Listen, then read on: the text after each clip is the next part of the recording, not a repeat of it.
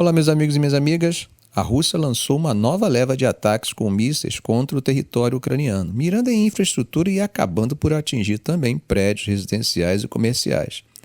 O resultado disso foi que pelo menos 11 pessoas ficaram feridas em várias partes do país, segundo o que os oficiais contaram. Os alertas de ataque aéreo ficaram soando por mais de 2 horas em todo o país. Os alvos russos foram bem distribuídos. 7 regiões ucranianas foram atingidas, incluindo a capital Kiev e cidades como Dnipro, Zaporizhia e Lviv. Segundo as informações da defesa aérea ucraniana, eles conseguiram derrubar 13 dos 26 mísseis lançados pela Rússia. Mas dessa vez a eficácia foi menor do que o usual, o que, segundo eles, reflete as diferenças na distribuição das forças de defesa aérea dependendo da região.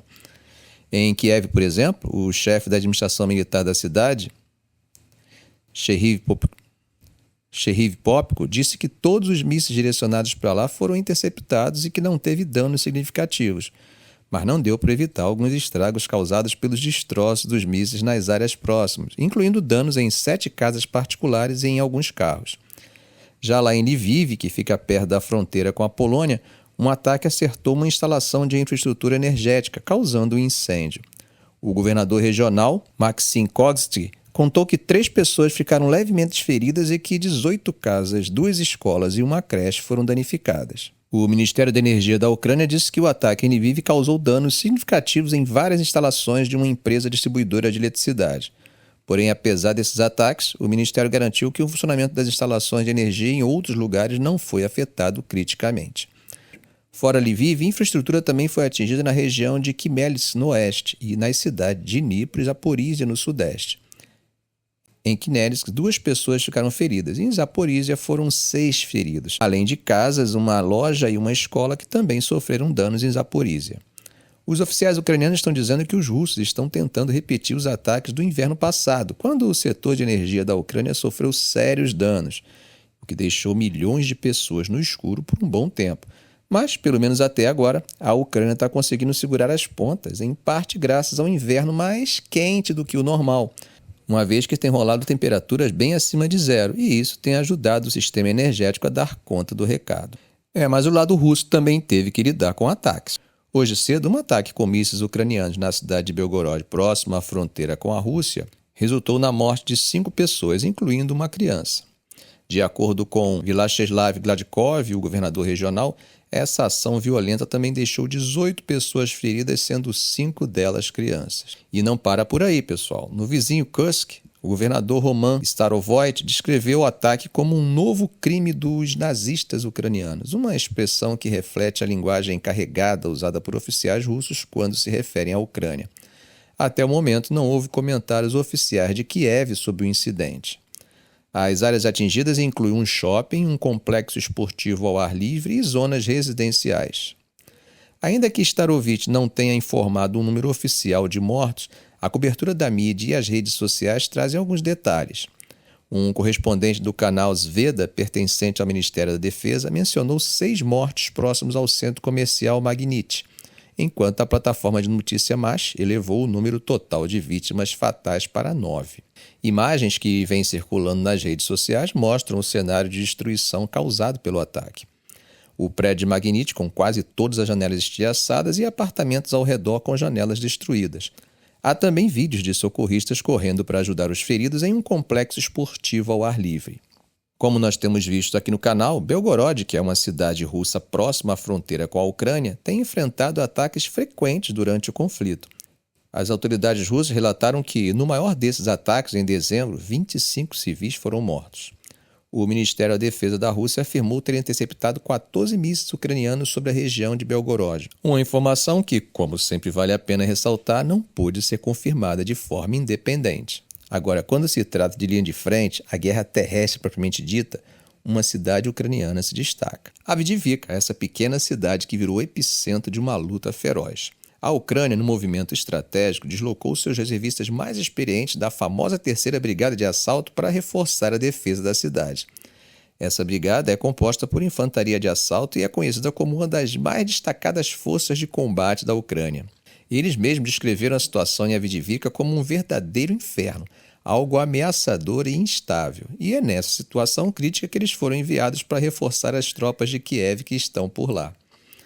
A terceira brigada de assalto, para quem nunca ouviu falar, já mostrou seu valor em ofensivas no leste da Ucrânia no verão passado e na Batalha de Bakhmut, outra cidade que foi palco de intensos combates antes de cair nas mãos dos russos em maio.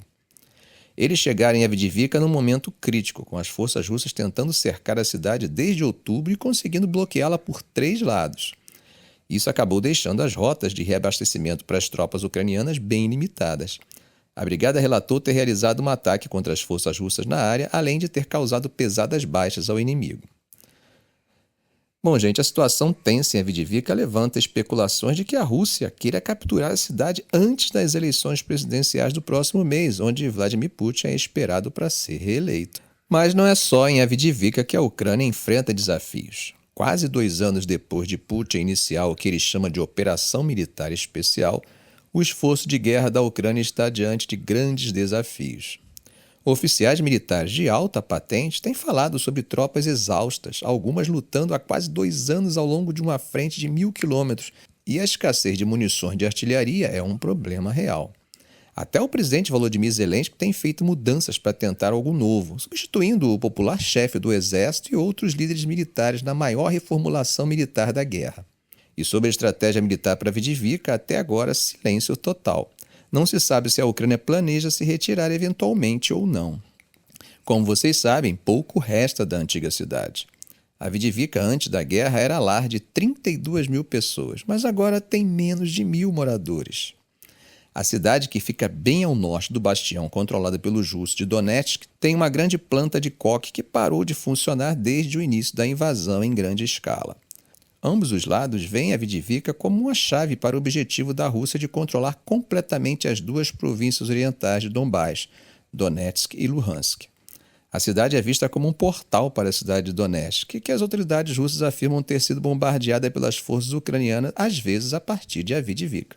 Mudando de assunto, mas tratando da Rússia, ou ao menos do que alegam sobre a Rússia. Bom, o assunto parece ter sido tirado diretamente de um filme de ficção científica, mas infelizmente é bem real e está rolando no cenário geopolítico atual. Estamos falando sobre a possibilidade, ainda um pouco nebulosa, de a Rússia desenvolver uma arma nuclear baseada no espaço, com o potencial de atacar os satélites do Ocidente. Imagina só, isso poderia bagunçar completamente a comunicação, vigilância, inteligência e o comando e controle em todo o mundo, incluindo na esfera nuclear. E o detalhe que chama a atenção é que, segundo o New York Times, parece que os Estados Unidos não teriam como contrapor essa arma. Bom, agora vamos ao que se sabe e ao que ainda está no campo das incógnitas ou especulações. Os Estados Unidos fizeram um alerta ao Congresso e aos aliados na Europa sobre uma nova inteligência relacionada às capacidades nucleares russas, que poderiam representar uma ameaça internacional. A questão aqui é que essas novas capacidades, ligadas aos esforços russos de desenvolver uma arma espacial, não são vistas como uma ameaça urgente para os Estados Unidos. Mas ainda assim, a situação é séria o suficiente para não ser ignorada, embora não seja relacionada a uma capacidade ativa, ou seja, motivo para pânico. E como essa informação veio à tona? Bom, tudo começou com um comunicado um tanto quanto enigmático do representante Mike Turner, presidente do Comitê de Inteligência da Câmara dos Representantes dos Estados Unidos, alertando sobre uma grave ameaça à segurança nacional. Quando falamos sobre armas nucleares no espaço, é bom lembrar que a Rússia e os Estados Unidos são as maiores potências nucleares do mundo. Eles detêm juntos cerca de 90% das armas nucleares globais. E ambos têm satélites militares avançados e orbitando a Terra. Durante os primeiros anos da Guerra Fria, com a corrida espacial e o desenvolvimento de mísseis balísticos intercontinentais, surgiu a ideia de um tratado para proibir armas nucleares no espaço. Isso acabou resultando no Tratado do Espaço de 1967, que proíbe a colocação de qualquer arma de destruição em massa em órbita ou no espaço exterior.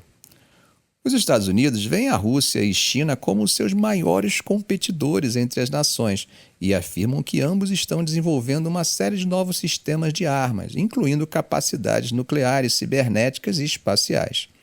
Por outro lado, a Rússia critica a dominação dos Estados Unidos no pós-Guerra Fria e acusa Washington de causar caos pelo mundo enquanto ignora os interesses de outras potências, afirmando também que os Estados Unidos estão desenvolvendo novas armas. A Rússia, por um lado, não confirmou nem negou a existência de uma certa arma que está sendo discutida. Mas o que é bem interessante aqui é a reação deles a advertências dos Estados Unidos. Eles basicamente chamaram isso de uma fabricação maliciosa, um tipo de invenção com má intenção. É como se dissessem: isso aí é só um truque do pessoal da Casa Branca para fazer com que os legisladores dos Estados Unidos abram a carteira e despejem mais dinheiro para enfrentar Moscou. Dmitry Peskov, que é porta-voz do Kremlin, foi bem direto ao ponto.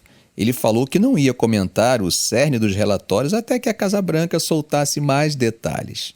Mas, segundo ele, é bem claro que toda essa história serve para uma coisa: fazer com que o Congresso americano aprove mais verbas. Veja o que ele disse. É óbvio que a Casa Branca está tentando, de todas as formas, incentivar o Congresso a votar num projeto para alocar dinheiro. Isso é óbvio. Vamos ver que outros truques a Casa Branca vai usar. Agora, para adicionar mais tempero a essa mistura, temos o Sergei Ryabkov, o vice-ministro das Relações Exteriores da Rússia, que cuida de controle de armas. Ele acusou os Estados Unidos de fabricação maliciosa, e isso segundo a agência de notícias TASS. Parece que a coisa está pegando fogo na geopolítica, hein? E assim, com essas acusações de um lado para o outro, dá para imaginar que a tensão entre as duas potências só tende a aumentar. E informação e contra-informação são armas importantes em um conflito como esse, que traz de volta o clima da Guerra Fria, que ia além do campo de batalha, com mensagens presentes em todos os meios de comunicação, incluindo aí, além dos jornais e programas de TV, o teatro, o cinema e a música. Imagine hoje com a internet. Enquanto isso, do lado oriental da força, o líder norte-coreano Kim Jong-un esteve bastante ocupado recentemente, supervisionando o teste de um novo míssil na quarta-feira. Ele também fez uma visitinha a uma importante fábrica de munições, onde enfatizou a necessidade de aumentar a produção de armas. Essas informações vieram da KCNA, a agência de notícias estatal da Coreia do Norte. E o que mais chamou a atenção nessa história toda é que a Coreia do Norte não está brincando em serviço quando se trata de mostrar sua força militar. Na quarta-feira, o país lançou vários mísseis de cruzeiro na costa leste, uma movimentação que vem acontecendo frequentemente nas últimas semanas, especialmente agora que a Coreia do Sul está às vésperas de uma eleição geral em abril. Kim Jong-un expressou sua insatisfação com a Coreia do Sul, criticando-a por insistir na linha limite norte, NLL, uma linha demarcatória marítima entre as duas Coreias. Ele deu ordens para reforçar a prontidão militar nas águas ao norte da ilha de Enopyeong e a oeste da Península Coreana na região da NLL. Kim disse, segundo a KCNA, que não importa quantas linhas existam no mar ocidental da Coreia, se o inimigo invadir a fronteira marítima reconhecida por eles, será visto como uma violação da soberania da Coreia e uma provocação armada. Mas e o novo míssil? Sim, o Padassuri 6, ou Águia do Mar 6, parece ser uma nova adição ao arsenal da Coreia do Norte, tendo voado sobre o mar e atingido seu alvo pretendido. Durante a visita à fábrica de munições, Kim não apenas aprendeu sobre a modernização da produção, mas também destacou o papel crucial da fábrica no fortalecimento das forças armadas norte-coreanas. Ele delineou tarefas para melhorar a qualidade das munições e aumentar a produção, o que ele considera necessário diante da situação atual e da revolução em desenvolvimento. Para adicionar uma camada extra de complexidade à situação, os Estados Unidos e seus aliados acusaram a Coreia do Norte de negociar armas com a Rússia. Recentemente, a Casa Branca divulgou informações desclassificadas alegando que a Rússia utilizou mísseis balísticos de curto alcance obtidos da Coreia do Norte para realizar ataques contra a Ucrânia. Ficamos por aqui. Se esse vídeo foi útil para você, faça um comentário, compartilhe em suas redes sociais, dê um like. E é claro, se ainda não for inscrito, inscreva-se no canal e ative o sininho. Ok, gente? Um grande abraço do professor Arão Alves.